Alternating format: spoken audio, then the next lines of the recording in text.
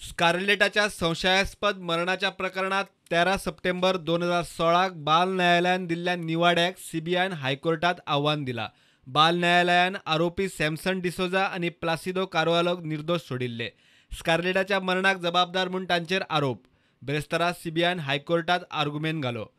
CBI म्हणटा Scarlett केशीत FIR Usran नोंद केलो हे ट्रायल कोर्टाचे निरीक्षण चुकीचे. स्कारलेटाची बॉडी मेळिल्ली त्याच दिसा अनैसर्गिक मरणाचो एफआयआर नोंद केल्लो.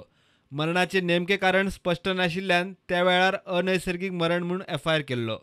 स्कारलेटाची आवय फियोनान कागाळ केल्ल्यान खुनाचो एफआयआर नोंद केल्लो. आरोपी सॅमसन डिसोजा आणि प्लासिदो कार्वालोक स्कारलेटाच्या मरणाक जबाबदार धरिल्ले. ह्या आरोपांक फॉरेन्सिक रिपोर्टाचो आधार आशिल्लो आणि त्या प्रमाण ही केस चल्ली. स्कारलेट मरणा पयलीं निमाणे दोगांय आरोपी बरोबर दिशिल्ले. प्रत्यक्षदर्शीन तशी साक्ष दिल्ली. चिल्ड्रन कोर्टान ह्या म्हत्वाच्या पुराव्याचो विचार केल्लो ना. चली अल्पवयीन म्हूण खबर आसतनाय आरोपी प्लासिदोन स्कारलेटाक ड्रग्स दिल्ले. सगळे पुरावे आनी साक्षीदारांच्या जबान्यांचो विचार करून दोनूय आरोपींक ख्यास्त दिवची म्हूण सीबीआयन मागणी केल्या. बचाव पक्ष शुक्रार सावन आर्ग्युमेंट घालतलो. प्रुडंटा खातीर सिनियर रिपोर्टर मुकेश कुमार.